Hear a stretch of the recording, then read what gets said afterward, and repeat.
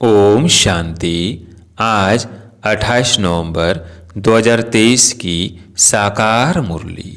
आज बाबा ने कहा, मीठे बच्चे, ज्ञान है मक्खन, भक्ति है छाछ। बाप तुम्हें ज्ञान रूपी मक्खन देकर विश्व का मालिक बना देते हैं, इसलिए श्री कृष्ण के मुख में मक्खन दिखाते हैं। प्रश्न, निश्चय बुद्धि की परख क्या है? निश्चय के आधार पर क्या प्राप्ति होती है? उत्तर, पहला, निश्चय बुद्धि बच्चे समा पर फिदा होने वाले सच्चे परवाने होंगे, फेरी लगाने वाले नहीं। जो समा पर फिदा हो जाते हैं वही राजाई में आते हैं, फेरी लगाने वाले प्रजा में चले जाते।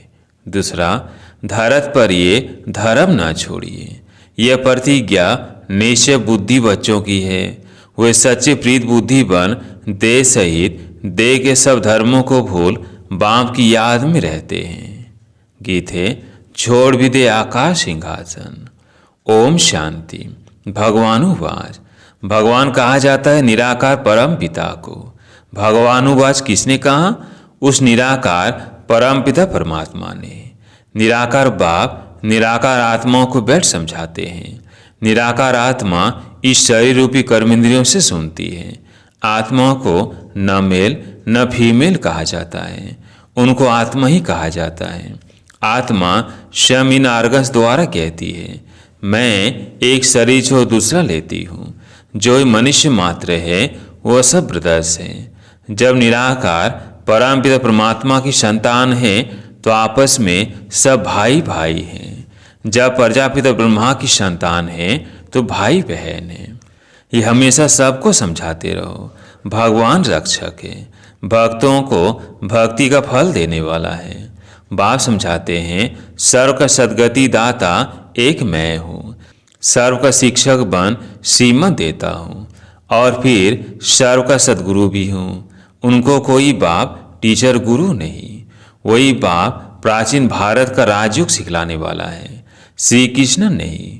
श्री कृष्ण को बाप नहीं कह सकते, उनको दैवी गुणधारी स्वर का प्रिंस कहा जाता है। पतित पावन सदगति दाता एक को कहा जाता है। अब सब दुखी पापात्मा भ्रष्टाचारी है। भारतीय सतयुग में दैवी श्रेष्ठचारी था, फिर वो भ्रष्टाचारी आसुर राज्य होता है। सब कहते हैं पतित पावन आओ, आकर राम राज्य स्थापन करो। तब रावण राज्य है, रावण को जलाते भी हैं, लेकिन रावण को कोई भी विद्वान आचार्य पंडित नहीं जानते। सतयुग से त्रेता तक राम राज्य, द्वापर से कलयुग तक रावण राज्य। ब्रह्मा का दिन सो ब्रह्म कुमार कुमारियों का दिन, ब्रह्मा की रात सो बीके की रात। अभी रात पूरी हो रही है, दिन आना है। गाया हुआ है, विनाश काले विपरीत बुद्धि। तीन सेनाएं भी है। परम पिता को कहा जाता है beloved most god father, ocean of knowledge. तो जरूर नॉलेज तो देते होंगे ना। सृष्टि का चैतन्य बीज रूप है, सुप्रीम सोल है, अर्थात ऊंच भगवान है। ऐसे नहीं कि सर्वव्यापी है। सर्वव्यापी कहना यह तो बाप को डिफेम करना है। बाप कहते हैं ग्लानि करते करते धर्म ग्लानि हो गई है। भारत कंगाल भ्रष्टाचारी बन गया है। ऐसे समय पर ही मुझे आना पड़ता है। भारत ही मेरा बर्थ प्लेस है। सोमनाथ का मंदिर, शिव का मंदिर भी यहाँ है। मैं अपने बर्थ प्लेस को ही स्वर्ग बनाता हूँ, फिर रावण नरक बनाता है। अर्थात रावण की मत पर चल नरकवासी आसुरी संप्रदाय बन पड़ते हैं। फिर उन्हों को बदलकर मैं दैवी संप्रदाय श्रेष्ठचारी बनाता हूँ। यह विषय सागर है, वह है क्षीर सागर, वहाँ घी की नदियाँ बहती है। सतयुग त्रेता में भारत सदा सुखी सालबैंड था, हीरे जवाहरों के महल थे। अभी तो भारत 100% इंसॉल्वेंट है। मैं यहाँ का 100% सॉल्वेंट श्रेष्ठचारी बनाता हूँ। अब तो ऐसे भ्रष्टाचारी बन गए हैं जो अपने देवी धर्म को भूल गए हैं। बाबेर समझाते हैं कि भक्ति मार्ग है छाछ और ज्ञान मार्ग है मक्खन। श्री कृष्ण के मुख में मक्खन दिखलाते हैं, यानी विश्व का राज्य था। लक्ष्मी नारायण विश्व के मालिक थे। बाप ही आकर बेहद का वर्षा देते हैं, अर्थात विश्व का मालिक बनाते हैं। कहते हैं मैं विश्व का मालिक नहीं बनता हूँ। अगर मालिक बनूं तो भी माया से हार भी खानी पड़े। माया से हार तुम खाते हो, फिर जीत भी तुमको पानी है। यह 5 विकारों में फंसे हुए हैं। अभी मैं तुमको मंदिर में रहने लायक बनाता हूँ। सतयुग बड़ा मंदिर है, उसको शिवालय कहा जाता है। शिव का स्थापन किया हुआ। कलयुग को वैशाल्य कहा जाता है। सब विकारी है। अब बाप कहते हैं देह के धर्म छोड़ अपने को आत्मा समझ मुझ बाप को याद करो। तुम बच्चों की अब बाप से प्रिय थे। तुम और कोई को याद नहीं करते हो। तुम हो विनाशकाले प्रीत बुद्धि। तुम जानते हो कि श्री श्री 108 परमपिता परमात्मा को ही कहा जाता है। 108 की माला फेरते हैं। ऊपर में शिव बाबा, फिर माता पिता ब्रह्मा सरस्वती, फिर उनके बच्चे जो भारत को पावन बनाते हैं। रुद्राक्ष की माला गाई हुई है, उसको रुद्र यज्ञ भी कहा जाता है। कितना बड़ा राजस्व अश्वमेध अविनाशी ज्ञान यज्ञ है। कितने वर्षों से चलाता है। जो भी अनेक धर्म आदि है सब इस यज्ञ में खत्म हो जाने हैं, तब यह यज्ञ पूरा होगा। यह अविनाशी बाबा का अविनाशी यज्ञ। सब सामग्री इसमें स्वाहा हो जानी है। पूछते हैं विनाश कब होगा? अरे जो स्थापना करते हैं उनको ही फिर पालना करनी होती है। यह शिव बाबा का रथ। शिव बाबा इसमें रथी है। बाकी कोई घोड़े गाड़ी आदि नहीं है। वह तो भक्ति मार्ग की सामग्री बैठ बनाई है। बाबा कहते हैं मैं इस प्रकृति का आधार लेता हूँ। बाप समझाते हैं पहले अव्यभिचारी भक्ति है, फिर कलयुग अंत में पूरी व्यभिचारी बन जाती है। फिर बाप आकर भारत को मक्खन देते हैं। तुम विश्व के मालिक बनने लिए पढ़ रहे हो। बाप आकर मक्खन खिलाते हैं। रावण राज्य में छाछ शुरू हो जाती है। यह सब समझने की बातें हैं। नए बच्चे तो इन बातों को समझ न सके। परमपिता परमात्मा को ही ज्ञान का सागर कहा जाता है। बाप कहते हैं मैं इस भक्ति मार्ग से किसी को भी नहीं मिलता हूँ। मैं जब आता हूँ तब आकर भक्तों को भक्ति का फल देता हूँ। मैं लिबरेटर बनता हूँ। दुख से छुड़ाकर शव को शांति धाम सुख धाम ले जाता हूँ। निश्चय बुद्धि विजयंती, संशय बुद्धि विनशंती। बाप क्षमा है, उस पर परवाह नहीं। कोई तो एकदम फिदा हो जाते हैं, कोई फेरी पहनकर चले जाते हैं, समझते कुछ नहीं है। फिदा होने वाले बच्चे जानते हैं बरोबर बेहद के बाप से हमको बेहद का वर्षा मिलता है। जो सिर्फ फेरी पहनकर चले जाते हैं वो तो फिर प्रजा में ही नंबरवार आ जाएंगे। जो फिदा होते हैं वो वर्षा लेते हैं नंबरवार पुरुषार्थ अनुसार। पुरुषार्थ से ही प्रारब्ध मिलती है। ज्ञान का सागर एक ही बाप है। फिर ज्ञान प्राय लोप हो जाता है। तुम सदगति को पा लेते हो। सतयुग त्रेता में कोई गुरु गोसाई आदि नहीं होते। अभी सब उस बाप को याद करते हैं क्योंकि वह ओशन ऑफ नॉलेज सब की सदगति कर देते हैं। फिर हाहाकार बंद हो जय जयकार हो जाती है। तुम सृष्टि के आदि मध्य अंत को जानते हो। तुम अब त्रिकालदर्शी त्रिनेत्री बने हो। तुमको रचना और रचना के आदि मध्य अंत की सारी नॉलेज मिल रही है। यह कोई दंत कथा नहीं है। गीता है भगवान की गाई हुई, परंतु श्री कृष्ण का नाम डाल खंडन कर दिया है। तुम बच्चों को अब सबका कल्याण करना है। तुम हो शिव शक्ति सेना। वंदे मातरम गाया हुआ है। वंदना पवित्र की ही की जाती है। कन्या पवित्र है तो सब उनकी वंदना करते हैं। ससुर घर गई और बिकारी बनी तो सबको माथा टेकती रहती है। सारा मदार पवित्रता पर है। भारत पवित्र गिरस्थ धर्म था, अभी अपवित्र गिरस्थ धर्म है। दुख ही दुख है। सतयुग में ऐसे नहीं होता। बाप बच्चों के लिए तिरी अर्थात हथेली पर बेइज्जती ले आते हैं।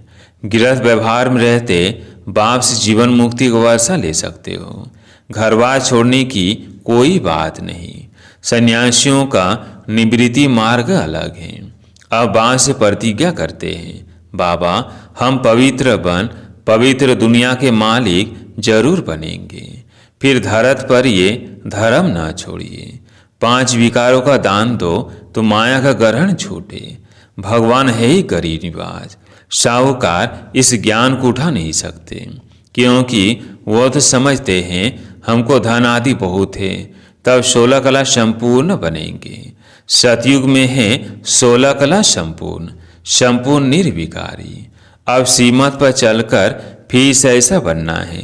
हम तो स्वर्ग में बैठे हैं, इसलिए अबलाएं अहिलाएं ही ज्ञान लेती हैं। भारत तो गरीब है, उनमें भी जो गरीब साधारण हैं उन्हों को ही बाप अपना बनाते हैं, उन्हों की तकदीर में है। सुदामा का मिसाल गाया हुआ है ना। साहूकारों को समझने की फुर्सत नहीं। राजेंद्र प्रसाद भारत के प्रथम राष्ट्रपति के पास बच्चियां जाती थी, कहती थी बेहद के बाप को जानो तो तुम हीरे तुल्य बन जाएंगे।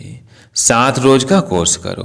कहता था हाँ, बात तो बहुत अच्छी है, रिटायर होने के बाद कोर्स उठाऊंगा। रिटायर हुआ तो बोले बीमार हूँ।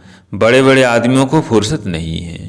पहले जब 7 रोज का कोर्स पूरा करे तब नारायण नशा चढ़े, ऐसे थोड़ी रंग चढ़ेगा। 7 रोज के बाद पता चलता है यह लायक है व नहीं है। लायक होगा तो फिर पढ़ने के लिए पुरुषार्थ में लग जाएगा।